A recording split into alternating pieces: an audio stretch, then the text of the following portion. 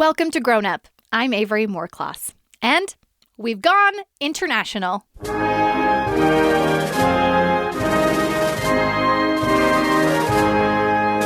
I am across the planet, far from home, and roving around Christchurch, New Zealand. By the way, that music is the national anthem of New Zealand if you're not up to date on your global anthems. Listen, I'm on vacation, but I think I would be doing you, my listeners, a great disservice if I didn't share with you some stories of people in this beautiful country. So for the next 2 episodes, count them, 1, 2, I'm bringing you interviews with grown-ups in New Zealand. So today, the story of a kid who leaves high school, joins the Air Force, serves as a police officer in New Zealand's biggest city, and then leaves it all behind to open a mushroom farm. Also, he's a pretty fun guy. Sorry, had to.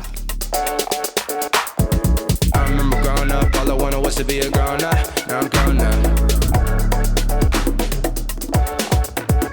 Now I'm grown up.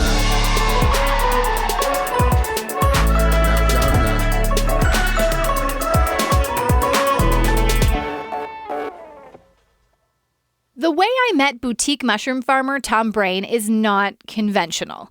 And in fact, likely it would never have happened without the glorious internet and the internet's front page known as Reddit. I've recently ventured into the very confusing world of Reddit, and one day while planning our trip to New Zealand, there at the top of my feed was a post from Tom. It was headlined, quote, "I quit 12 years of government work to start a mushroom farm." And he had me hook, line, and sinker. The post detailed his move to Christchurch after 7 years in the Air Force and another 5 as a city police officer in Auckland, New Zealand. My first question was probably the same one you're asking yourself right now. What possesses a police officer to move cities and open a mushroom farm? I had to find out. So after dragging my entire family to Lyttelton, New Zealand's Farmers Market, I pitched him this podcast, and to his credit, Tom actually seemed quite keen to let a stranger from the internet interview him. Even after I almost walked away with $20 worth of oyster mushrooms without handing him over any cash. Quick off the hop here, I'm going to answer a few frequently asked questions from the comments on his Reddit post. His company name is Oak Spore. This was created by his partner Nikki because oak wood is a favorite snack for mushrooms, and spores are how mushrooms breed. 2, Tom grows mainly 2 varieties of oyster mushrooms and some shiitake because New Zealand has very strict biosecurity laws. That means many of the most commonly farmed species are not allowed here in New Zealand. And 3, no, Tom does not grow magic mushrooms. To one commenter who asked if he would have gone that route were it not 100% illegal, Tom replied that more people want mushrooms for dinner than mushrooms to go tripping on. And to another Reddit user who left a single comment, quote, "You be tripping?" Tom flatly responded, "I can honestly tell you I am definitely not tripping." So, let's talk about those mushrooms. The mushrooms Tom grows are not your normal supermarket button mushrooms. They are very different. His mushrooms look more like artistic wildflower bouquets than anything. His bunches of oyster mushrooms look like a perfect collection of porcelain rose petals with a slight blue tinge at their petal's edge. And his shiitake mushrooms are like large wooden spoon ends with a slight curl. Just from seeing them at his market stand, you can tell these mushrooms are a labor of love and a true art form. If that's enticing to you, you can find photos of his mushrooms by visiting grownuppod.com. It's not until he gives me a tour of his farm, a very impressive backyard setup built from 2 converted garages, that I really take in how much care is involved in growing these beauties. So the humidity in here is very, very high, but basically the blocks come through, we cut a hole in them, and we put them on here, and you can see the mushrooms just grow out of the hole. They're so beautiful. So we've got blue oysters, we've got some grey oysters over here, which went in a day later. Right now, Tom does most of his business by selling mushrooms at the farmers market on Saturdays, but he's hoping to move into wholesaling to supermarkets in the near future. He also provides local hobbyists with mushroom growing supplies through his website, oakandspore.co.nz. All the while, capturing his progress and teaching others about the work he does through his YouTube channel, where he's actually quite hilarious. Before we embark on this video, I want to make sure you are all wearing your safety Crocs, like I am. Crocs are an integral part of the safety apparatus. So, here's Tom. My name is Tom Brain and I grow mushrooms for a living.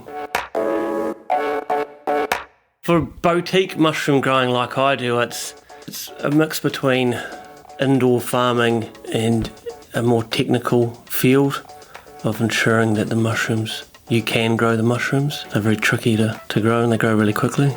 So it's science and childcare. I like to refer to it as a mix between science and art, because if you go in there with too much science, some people will just fail. You've got to have you got to listen to your mushrooms, I suppose, and pay attention to them and how they're growing. When you were a kid, what would you have said you wanted to be when you grew up? When I was a child, I would have said pilot, but that was a child, and dreams are free. I never did well at high school. I was never one to sit in class and listen. So throughout, I was probably a bit misguided through schooling. And then I joined the military at 19, which was brilliant. So it sort of got me to where I am today.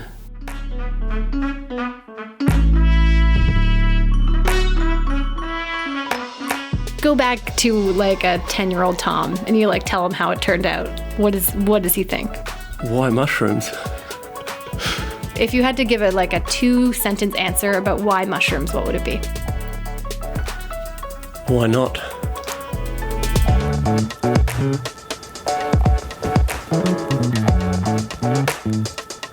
And now, a 30-second history of the job, a bit that might actually take me 30 seconds this time because a Google search for history of mushroom cultivation doesn't really turn up that much. The first evidence of mushroom consumption can be traced back to 19,000 years ago. The remains of a woman found in a cave in northern Spain show evidence of mushroom spores on her teeth, which indicated she had been eating mushrooms. Through history, mushrooms were thought to have supernatural origins. Ancient Egyptians believed mushrooms were plants of immortality, which of course led to a decree that only pharaohs could consume them. Romans thought that mushrooms were the food of the gods. And in China and Japan, mushrooms have been used as an in medicine for thousands of years. The first recorded evidence of mushrooms being cultivated in Western culture was in 1650, when Agaricus bisporus, also known as the button mushroom, was grown on compost in Paris, France. A practice that was later moved to underground caves, some of which, fun fact, still exist today.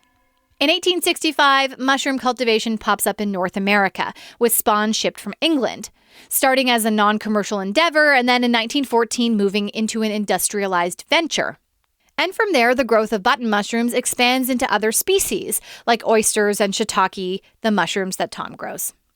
So, 2 big questions. Why does a police officer leave his post to grow mushrooms? And secondary to that, why mushrooms? For the answer to both those questions and more, please enjoy my conversation with boutique mushroom farmer Tom Brain. Tom, thank you for being on Grown Up. You are the very first person for the podcast I've interviewed who didn't know me and didn't get begged by a friend into being on the podcast. So thank you for being here. Brilliant. Thank you for inviting me. I will say from the beginning that this was just kind of a happenstance meeting you because I was coming already to Christchurch, New Zealand. And I'm very new to Reddit. And so I follow a couple Reddit pages, or what are they called? I feel like you know Reddit more than I. Subreddits. Okay, I follow a couple subreddits. And so I was kind of toying with the idea of asking a couple people that I could find in New Zealand to be on the podcast. And right there on the top of my Reddit was your post about your business. And I just saw mushrooms in Christchurch, New Zealand. I was like, I have to know more about this. So thank you for posting that. And thank you for being cool with me coming to a farmer's market and asking you to be on a podcast. No worries, no worries. I think from the very beginning, what I want to ask you is, can you just explain for me a little bit about what a mushroom farm looks like? Because I think even my husband who dropped me off was like Google mapping your place and he was like, oh, it's in the city. He like kind of expected it to be like an outside farm, which is not the way that you grow mushrooms. Can you just give me a little bit of background in the setup so that our listeners kind of have a sense of what it looks like? Well, to have a boutique mushroom farm like what I do, you grow mushrooms indoors for one, and it consists of 3 parts. You'll have a lab or a clean room, you'll have a incubation room, and you'll have a fruiting chamber. And the mushrooms go from the lab to the incubation into the fruiting.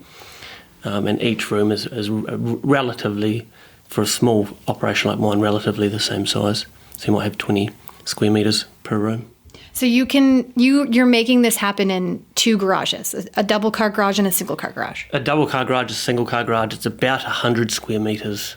And of that, maybe 30 square metres is an outdoor area where I can mix up substrates. I use a lot of sawdust, a lot of soy hulls.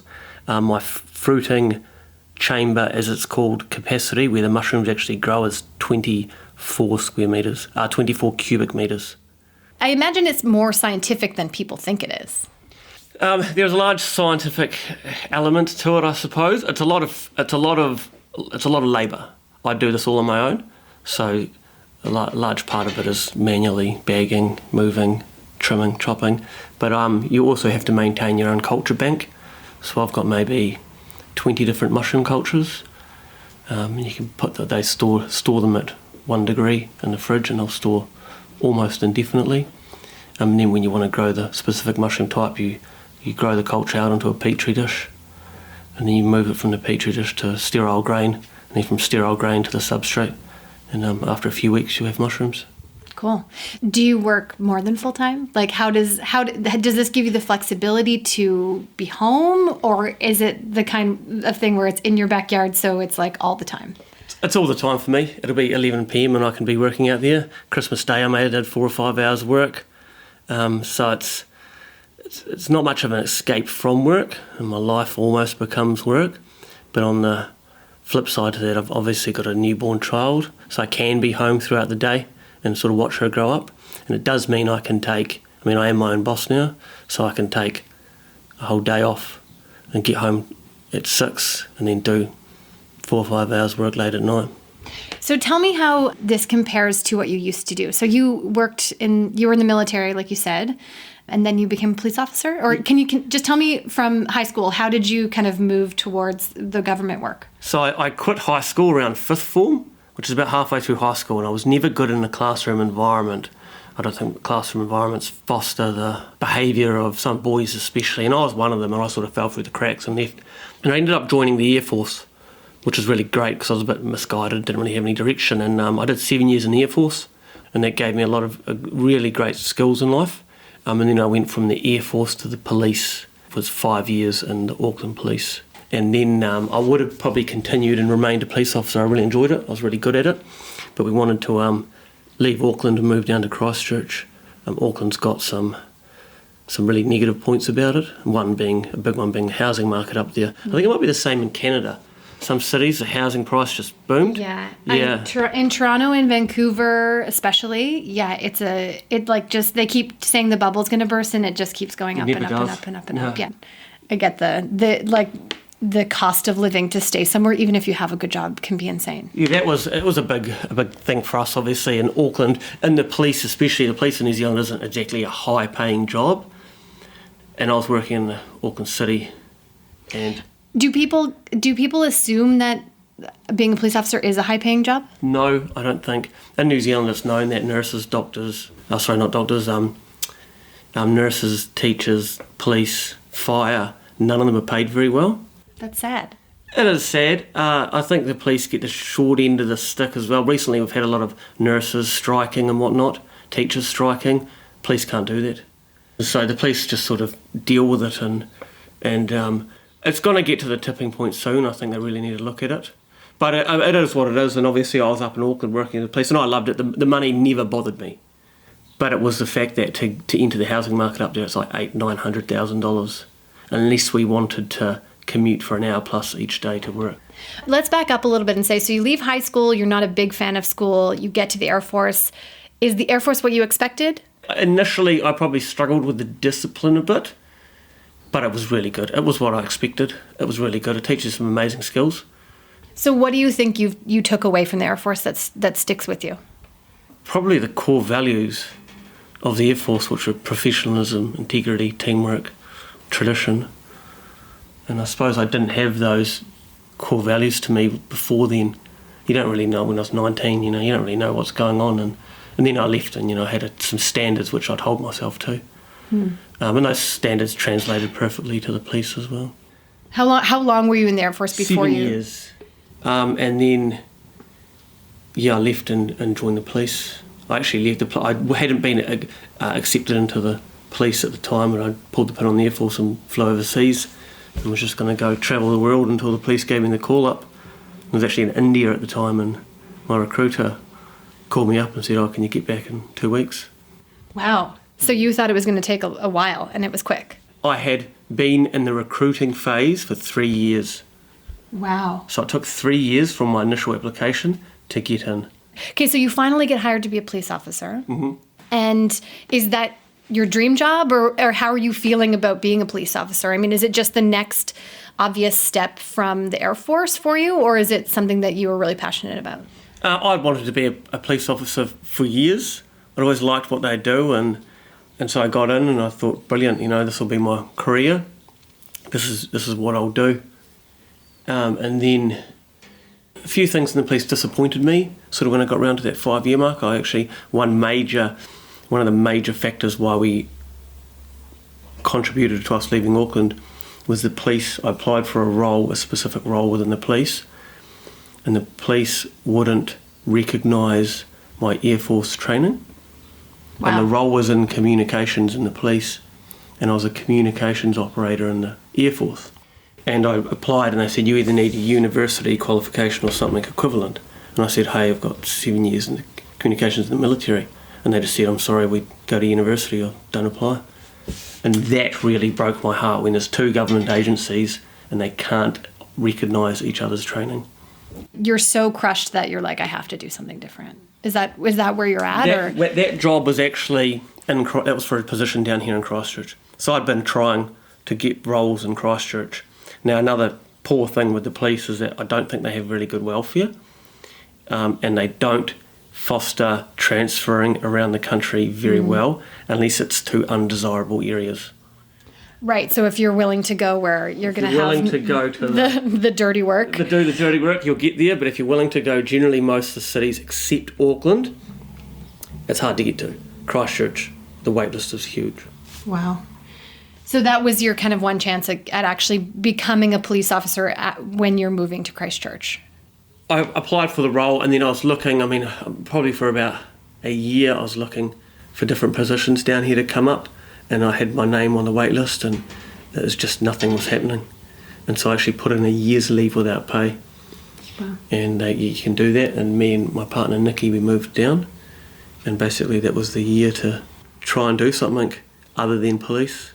So when does your love of mushrooms spark? Like how do you go from a police officer and a military man to having this like love of growing something? So it's actually, mushrooms wasn't my first pick. It was always my second, and I had grown mushrooms at home in Auckland before, and I'd watched a lot of YouTube channels, and there are a few guys who have successful YouTube channels who are also very successful in the boutique mushroom growing. And I looked at it and I was like, that looks like a job I could do. That looks like something I could do. But before that, I wanted to be a truffle farmer. Okay, so I think there's some confusion about the difference between truffles and the kind of mushrooms that you grow. Probably most people know something about pigs and truffles. Yeah. But can you just explain to me what's the difference between a truffle and the mushrooms that you grow today? So a truffle is a mycorrhizal mushroom, and that means they form a symbiotic relationship with a tree, and they grow on its roots, and they infect the roots of a tree, and they will take sugars from the tree, and in return they'll give nutrition to the tree as well. So the fungus will be able to break down other nutrients in the soil, and they'll feed it to the tree, and in return they'll take energy back out of the tree. And almost every single tree you see out there has got a fungus which is mycorrhizal on its roots, living on its roots. And so I guess then by nature, no pun intended, truffle mushrooms are underground. Truffle mushrooms are underground. They grow underground on the roots of trees, and they smell quite pungent because animals will dig them up, eat them, walk half a kilometre, go to the toilet, and then all the spores will come back out. There's a lot of other mushrooms which are mycorrhizal as well, but the mushrooms I grow here are saprotropic, and so they actually decompose or break down material. And you can grow them in rooms, in bags, and you can don't grow have them to. in rooms, in bags, on wood. Why truffles then? Why was truffles the dream? So it was truffles first. I did my research and I thought, hey, I want to be a truffle farmer, because basically I looked at it and I was like, what's the highest value crop I can grow? Right. Smart business decision making. And so it was truffles. The climate in Christchurch is good for them. There's some limestone land. You need high alkali soil, and there's some limestone formations in North Canterbury which alkalise the soil. And so I moved down here and I was ready to go for truffles, and I'd actually found a piece of land which sat 25 hectares on a limestone ridge in North Canterbury, and we put an offer in, and subject to due diligence. And on the due diligence, I'd been up there a lot. We went up there one day and there was a blistering wind, and I was actually up there with my dad. We were looking at it and he's like, have you noticed all the trees around? They've all got a lean on them. And so he said that he was like, there's most likely a really strong prevailing wind there, and because of that we couldn't guarantee the trees. We would have planted thousands of oak trees Right. on the truffle farm, on this 25 hectare block. Because of the strong winds, they might not have grown that well Right, from at all. saplings. So there was a big risk, and Right. another risky thing with growing truffle is you plant your tree when it's a sapling, and you have to wait 5 to 7 years for the Right. first truffle. Oh my goodness. So it's like high risk, high reward. Right. But also when you have, a partner and you're moving here specifically to do something like this and you're thinking about starting a family, that's too much of a risk. I'm a real risk taker. I've always been risky, and I do like I've always been one to, I've got a few investments here and there, and I can swallow a lot of risk. My partner not so much, but I can. But that was just a little bit too much that I could handle at that stage. So I took a step back and I was like, the risk of truffle might be too great right now for a young family and the amount of money I'd have to invest. So I'll fall back onto my second option, which was growing mushrooms indoors. For a second option, this doesn't look like it's going so badly. It's going all right. It's going all right. We're actually looking, it's obviously very small right now, but what I've done here was like a proof of concept, or it was almost a proof to myself that I can do it, because I'm entering a field that I've never been to uni, I've never looked at a mushroom book at school, so everything I've done I've taught myself from the internet, and so it's sort of a way to prove to myself that I can do it. And so this year we're looking to expand further. So the truffles are still on the table for the future, maybe? The truffles are still, I would still like a piece of land and to grow truffles on it. And I've got truffle cultures. I've got really a lot to pick up and start producing trees infected with the truffle to grow them. But for now, we'll look at growing mushrooms and get to the truffles down the track.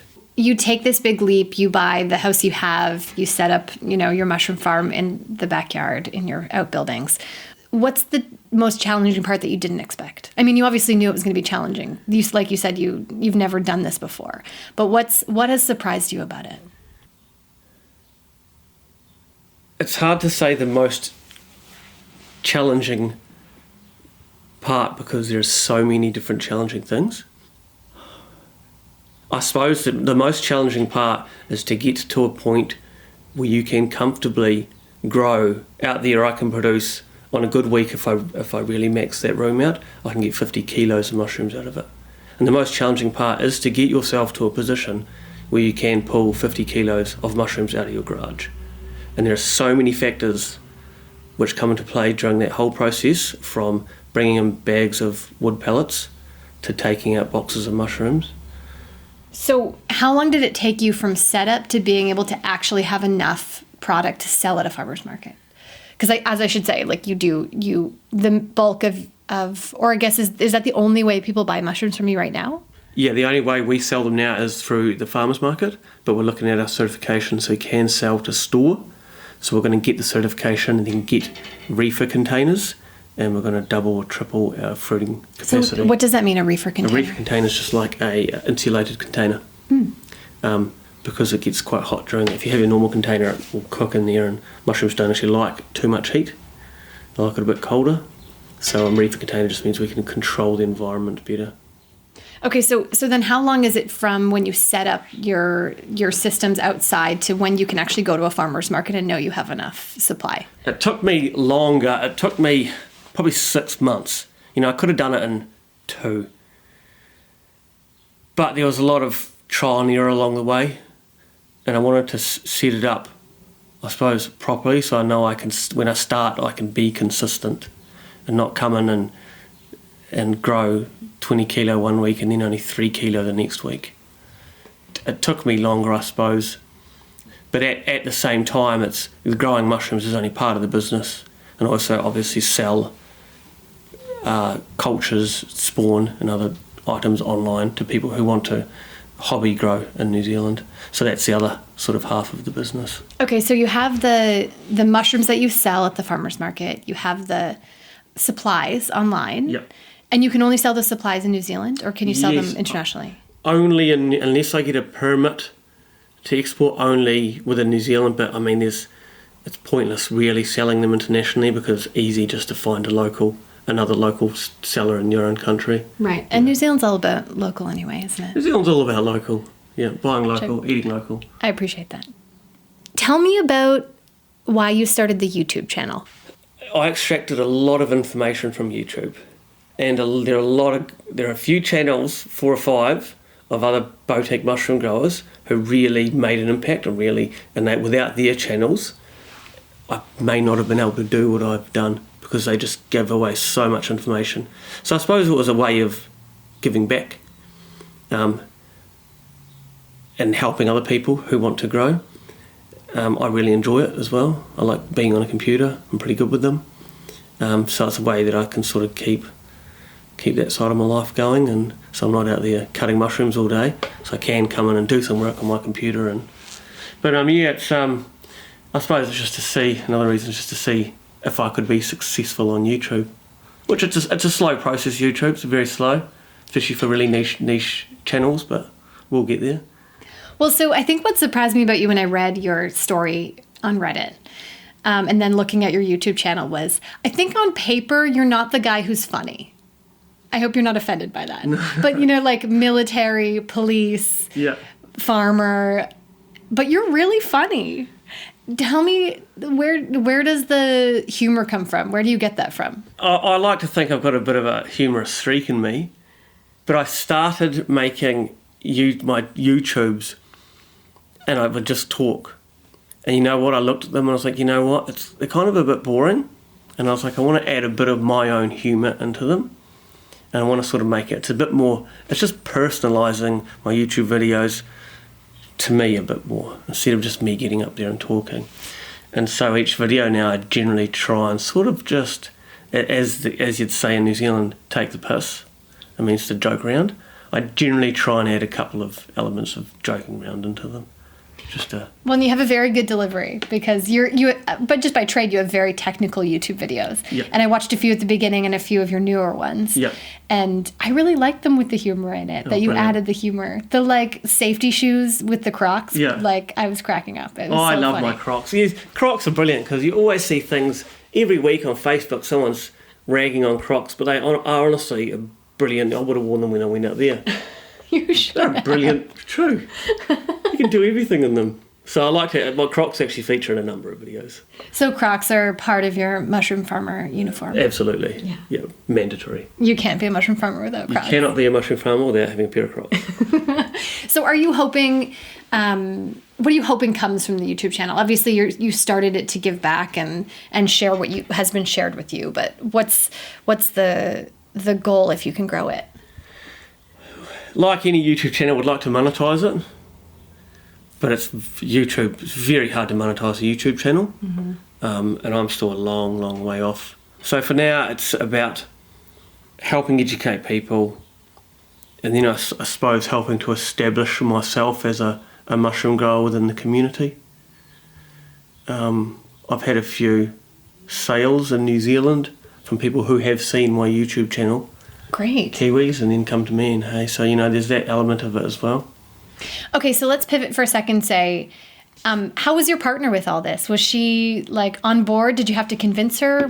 How did she? I think most people listening are probably like, if I came home and told my spouse that I was going to open a mushroom farm in our backyard, what would they say? What did she say? She's only ever been 100% supportive. She's never really questioned anything. She probably, when I shifted from truffles to mushrooms, she was probably had a bit of a whew, because her appetite for risk isn't as high as mine, and so she would have been a bit nervous about the truffles. But she's only ever been supportive. During it all last year, I wasn't collecting a wage, and so we've pretty much been living on her wage alone. And what does she do? She works for a bank.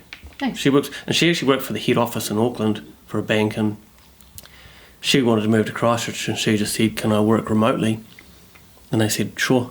Great. And so she came down here, and she was working some days up to 4 days a week just from home. Wow. So it's really, it's brilliant for her, brilliant for us. So just like where you were in your life, it worked. It just ended up working. It all ended up working. It all came together. The move to Christchurch really came together that well. We've never regretted anything about coming down here. Life's probably gotten, although more stressful for me, because it's not just an easy go to work and come home each day. But for our family, it's probably gotten a lot easier. So how is that to move cities, to leave a career, to buy a new house, that's a lot of change in very little time. Like, was that something you welcomed, or was it something that was kind of a journey? I think we both welcomed it. I think we were both ready. I suppose leading up to it, it's like, we had a countdown to leave Auckland, but it never really hit home until it's like, hey, here we are, we're leaving Auckland, and sort of like packed my car up and drove out.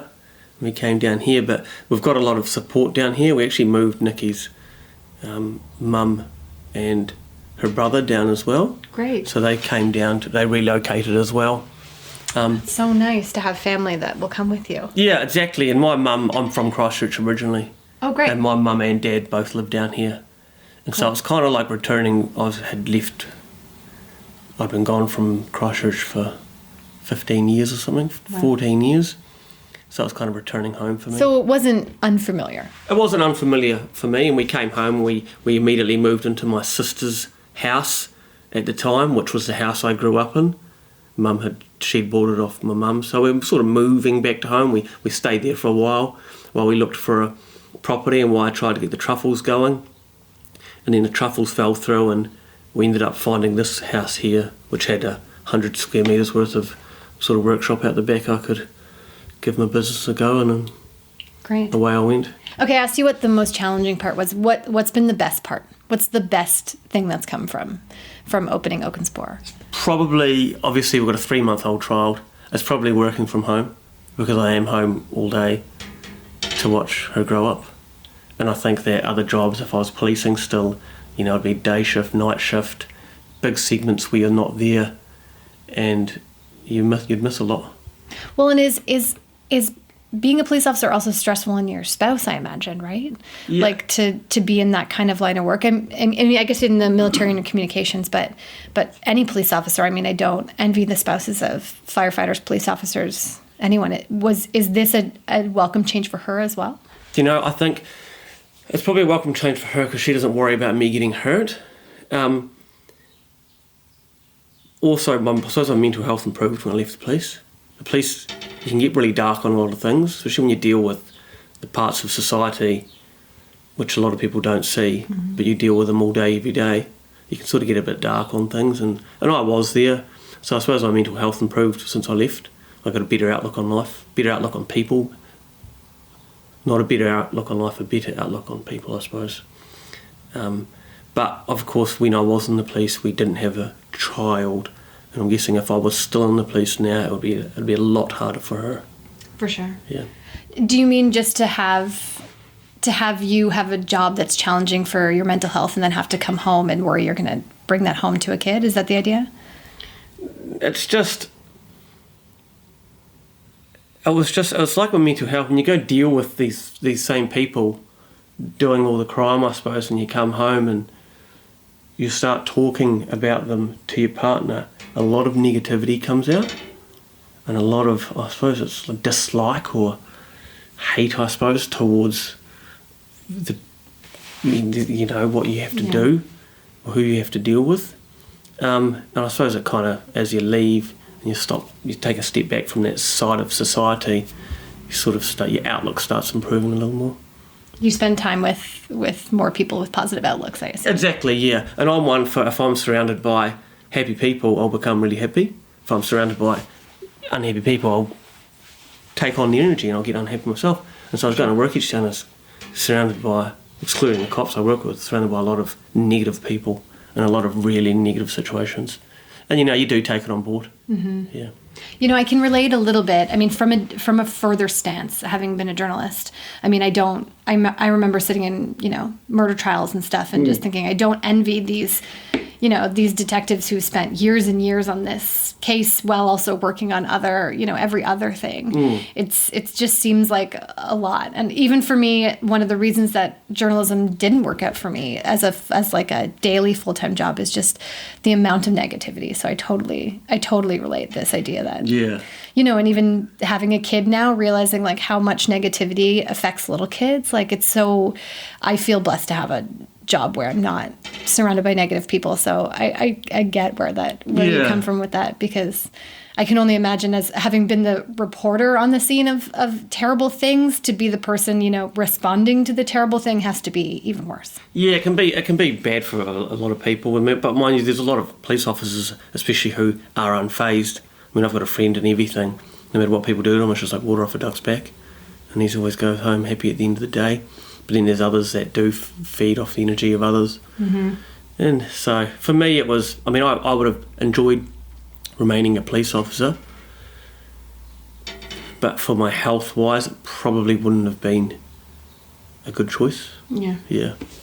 Well, good for you for recognizing that and doing something different, because it's hard. And especially when you're in something that is a career and something that people from the outside, if you you know, if you care about what people think, that people are like, why would you quit being a police officer? Yeah. You know, like the same thing with a reporter. Why would you quit being a reporter? And it's like, well, you don't know what it looks like on the inside. Right? Yeah. So good for you for recognizing that you needed that. Thank because you. I feel like what you have set up now is really cool. Yeah, it's been a real challenge for me, and I'm happy where I'm at. I'm very critical of myself though, so there's a lot of things I'm unhappy with. But I think this year is going to be a big year, and hopefully I can take the business in the direction I want to take it in. Which is to go to supermarkets and get into supermarkets. The goals are, with growing mushrooms, there's really easy. There's a real easy way to set a goal with growing mushrooms, and all it is kilos per week of production. So my first goal was 50 kilos per week, which I've hit. My second goal is 200 kilos per week, which we'll look at hitting this year. And then after that, I want to do a tonne a week as a third goal, like a long-term goal. So you're at the point now where you can take a salary, or will you get there? I can. I don't, because it all gets put straight back into expanding the business. Yeah, like any small business. I know how that goes. So it's done. We've done this on. We've taken no loans to set this up. There's no financing. It's all been done on our good for you money we've had saved, and it's the good thing about setting up your own mushroom business is it isn't too expensive to do it in if you're doing a small scale for a farmer's market. So now I'm at the point where all the money that's being made is getting reinvested back in. Especially we've got a lot there ready to go for the containers when we get them in, because they have to be all retrofitted to be able to grow mushrooms in. So if you're going to supply to supermarkets, or I imagine you need a bigger setup, or can you supply with the setup that you have now? Bigger setup, yeah. And that would take you kind of off your own property, perhaps? So the reason why I want to do is a container is because I can drop it out there. We've got enough room for a 20-footer. So we can back the truck in, drop a 20-foot container here, can retrofit the container. And this is, again, sort of proving that I can do it. I can retrofit the container. If I can start producing mushrooms in it, then we'll look at, the goal is to get a bare piece of land. And if I make it work with one container, all I need to do is line up containers. And every time we need more fruiting space, just another container next to it. So it's basically, my idea of the business is to make it modular and make it so you can expand it by simply adding more of the containers onto it. One of the big questions I have for you is to think about your story and to think about a teenager, and you don't have a lot of discipline and school is not where you feel like you excel. If you could give some advice to, I don't know, teenagers like you, or just anyone who's trying to figure out what they're going to do when they grow up, having been in the military, having had a career as a police officer, having started your own business and being a farmer and a scientist and an artist, what's your advice for people who are trying to decide what they want to be when they grow up? Mine would be take a risk. Don't seek what is comfortable, seek what is meaningful, I suppose. And I mean, I took a risk when I joined the Air Force. I didn't know what I was getting into. I had no idea. And I got on a plane and they flew me off and it worked out brilliantly. The same with this here. I took a risk and it's worked out well. So I suppose, don't be afraid to do something you're unsure about. If you think you can make it work, then go for it. Okay, so I kind of asked you this question before, but I think it's going to be the major question people want me to ask you, which is, why mushrooms? What is it about mushrooms that get you? Or, I don't know, what is it about mushrooms that draw you to doing this every day, day and night, overnight, on Christmas Day?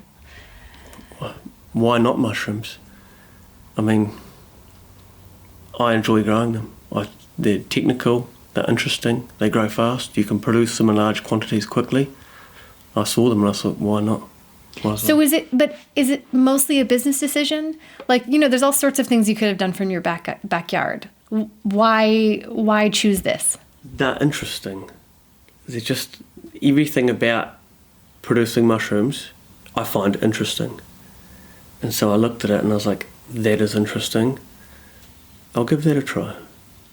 My last question is always, what is the contribution that you're hoping to make? That when you work for 4 hours on Christmas Day, maybe apart from providing for your family and having a way to stay home, what are you hoping that you're, adding to the conversation? I guess my drive is to have a successful business and to not fail. You hear the stories about the 3 in every 5 new businesses fail. And I suppose I'm out there Christmas Day because I don't want that to be me, and I want to succeed. And I not only want to succeed, but then I want to provide New Zealand with high quality, tasty mushrooms. So, yeah, here I am. I am a customer. I've tried them, and I'd say you're succeeding. That's what I like to hear. Thank you for doing this, Tom. I really appreciate it. No worries. Thank you. Thanks for trusting me, a random Reddit stranger at a farmer's market. Oh, it's worked out pretty well, I think. Me too. Awesome. Thanks.